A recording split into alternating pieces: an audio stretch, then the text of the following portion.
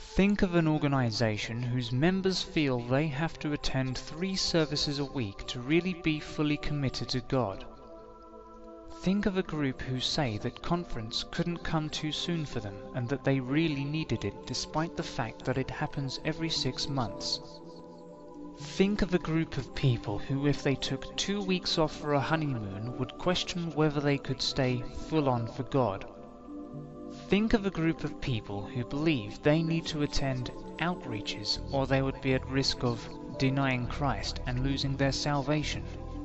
Think of a group that actually teaches that witnessing keeps you saved. You are looking at the Potter's House. Think of an organization that bans everyone from the pastor to the man holding the offering bowl on a Sunday night offering from even having a television because of the belief that it has the power to cause them to drop their trousers at the first opportunity of adultery. What about a group so desperately in fear of mammon that they give and give again to avoid being in its grip? What about a group whose single mothers put their last £5 into the offering, leaving them without proper food for the rest of the week to ensure they are obeying God? What about a young man who empties his wallet at conference, leaving him penniless because he fears that he won't be able to hear from God otherwise? What do you make of a people who cannot and will not operate with any other denomination for fear of spiritual contamination or of being compromised? What do you make of a group who won't even outreach or pray with Christians in other churches?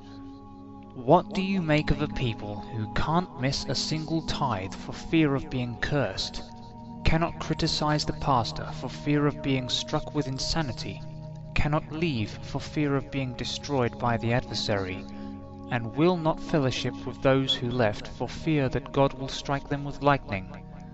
You have just come across the Potter's House Christian Fellowship Church, the so-called most powerful move of God on the face of the planet. A people so scared they are bound up in several different types of bondage, and cannot for the life of them make rational decisions independent of their pastor. A people so weak they could backslide at any moment. Does that sound like Holy Ghost revival to you? Me neither. Sounds like God is barely moving at all in the Potter's House.